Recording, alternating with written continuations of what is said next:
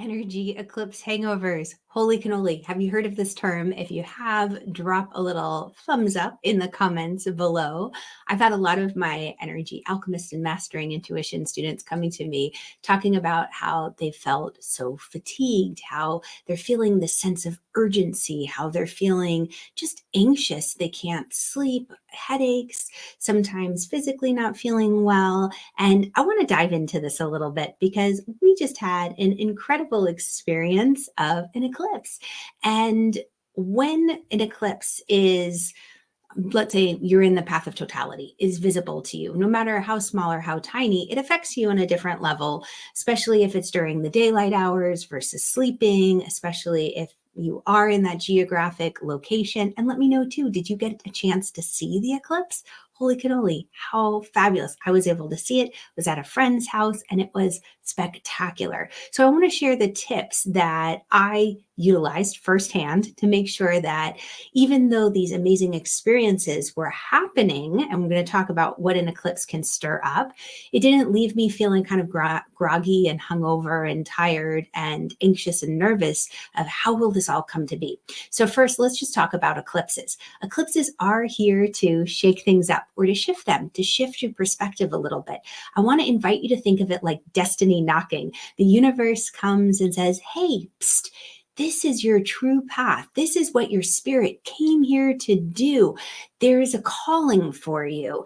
And we're just kind of touching in, the universe is saying, to make sure that you really are on the right path. Because sometimes we have shiny object syndrome, we get a little squirrel, and we go down another path that takes us away from our spirit's calling. Like, why are we here? What are we meant to do? Each of us has a unique path as to why we're here. That's why getting your natal chart read is so insightful and helpful, because it clues you in as to what are the gifts you brought into this lifetime and what are you working towards. Because if we don't work towards developing those new skills to answer our spirit's calling, that's when we wake up later on, whether it's on our deathbed or in midlife, and have those regrets and question like, why did I do that? Why did I live for everyone else? Why didn't I follow my heart? Why didn't I let my passion fuel my days? So an eclipse is meant to create some kind of shift, and that causes change, and that change can create a little bit of discomfort. So destiny's coming knocking. The next thing is that when things start to shift, there's insights and awareness that bubble up to the surface. Like all of a sudden there might be a realization that a project you've been working on, or a job you've been in, or a relationship isn't in alignment with your true calling. Now, does that mean you have to throw everything out like the baby out with the bathwater?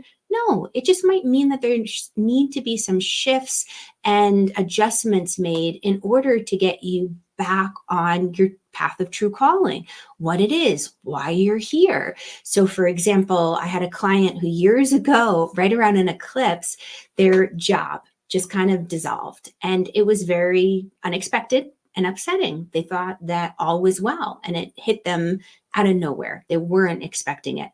But when we took a moment to look at their chart, it was a reinforcement that, that job had been the right path way back when, but things were shifting and changing, and their spirit was calling them to take the next step, to level up. And they, looking back in hindsight, realized there had been a lot of opportunities to change jobs and to shift things, but where they were was comfortable. It was familiar. They liked the people. There was no reason, like not a really great reason to leave. Sure, they hadn't had a chance to grow. They weren't being challenged. It was okay. It wasn't lighting them up, but it was steady. It was stable. It was expected. They knew what to expect, and it was dependable up until then. So the universe came along and said, we've been trying to tell you and send you signs that it's time to move on, but you didn't take the hint. So we got to say it a little louder. So these insights, they come to the surface and they can cause a bit of anxiety. So this can add to that eclipse hangover where we're like, oh my God, this isn't the right job. It's not the right relationship where I've poured all this time and energy and money and resources into this project. And maybe that's not it. Take a deep breath. Part of the energy eclipse hangover recipe, feel better. I don't want to say cure, but feel better. What you can do will help you with that. because these insights are meant to be inspiration. It's just kind of a little bit more like a kick in the tushy, like a well-meaning parent giving you a wet washcloth on the face. Wake up. It'll get you to where you need to go, and you'll be much happier and much more joyful. But things can feel a little crazy right now, which lends to the third part. So these insights and awareness, now all of a sudden you might feel this sense of urgency, like, oh my God, I've got to develop this whole new program right now. I need to find that job right now. I need to blow and break everything up right now. Take a deep breath. The thing about eclipses is that you can feel the effect of them months afterwards. Not everything is supposed to be done on one particular day, it plays out over time. So you have some time, you have some wiggle room. That urgency, just take a deep breath and allow that to go. It's going to be okay. So just to kind of talk about the three big things that I've noticed with my students and my mastering intuition students and clients is that they are feeling that fatigue that comes from things being shaken up, insights coming. There's that anxiety that builds, that sense of urgency of I'm falling behind. It's going to be okay. So the energy recipe that I want to share with you that I've been practicing myself and sharing with my students is this. The first thing is get outside. Hopefully you're in a geographic location where the weather is nice and you can get into nature. If it's not, you can always watch videos, pop up YouTube, play some nature sounds and nature videos. It's next best thing. The mind is a powerful thing when you step into a place of experience and memory. But by being outside, what it's going to do is ground you. When I watched the eclipse, I was able to lie completely flat on the earth and just feel my skin against the ground. And it was so incredibly healing and soothing and peaceful. It was miraculous, heavenly, wonderful. And I really feel contributed to me not feeling a lot of anxiety or fatigue coming out post eclipse. Then the second part that I encourage you to do is to give yourself some time for reflection. A lot of insights might have come to the surface, or maybe you're like, I should have gotten insights. That was anticlimactic. I was talking with a friend and she's like, that wasn't such a big deal. So for her and her chart wasn't necessarily hitting her very hard, you could say, or lighting things up. But some of us, there could have been a lot of insights. Just giving yourself some time to journal, to reflect, to meditate. It could be a moving meditation, like a mindful walk, but reflection, a period of contemplation. So, so important. You don't have to do anything yet. Give yourself some time to just digest and discern and to kind of feel into it, where to go next. And then the final thing is nourish your physical body. I was having this conversation with one of my one-on-one clients this morning. There's a lot of ways that you can kind of jump the track and shortcut some of these spiritual experiences. And I'll leave it at that. Maybe using particular substances or aids. Okay. Without kind of going down that rabbit hole too much, what I want to say is if you jump the tracks, if you try to shortcut it, your physical body is not going to be ready for the energy that it will be moving through it. And you'll feel fried, you'll feel exhausted, or maybe something more not so great. When you go to this process of awakening or developing your intuitive gifts, there are specific steps to take in order to stay safe, in order to make sure that your physical body is ready to run these big energies, to make sure that your mental body is ready, your spiritual and your emotional body as well. You're channeling and engaging with energy that is higher vibration. And I love to use that analogy or that little idea of if you bring a hair dryer from whatever country you live in to another and you try to run it on their electricity, number one, you have to get some kind of transformer to, adapt to fit the plug. But the energy voltages are different and eventually you fry it out. So if we're running other people's energy, if we're trying to help them by solving the problems, taking on their issues as our own, that's what leads to empathic burnout.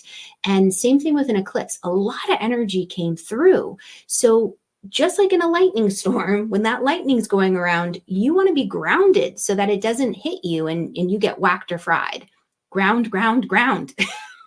Then the energetic exercises to strengthen your energy muscles so that as you open up to these higher vibrations, you'll be able to maintain these healthy, energetic, intuitive awakenings and experiences and not feel burned out or blown out or fried.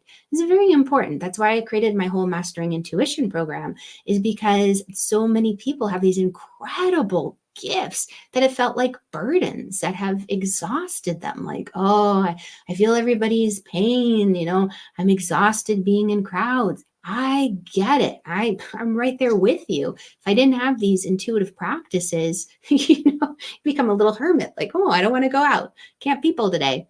And I love being around people, but I have to maintain good energetic hygiene. If I don't, then I burn out. And it happens sometimes, we do our best, but it's all a learning experience. And it is very much a spiral. Once we learn one experience, one level, the universe will provide kind of like the next level. You've made it to level 2.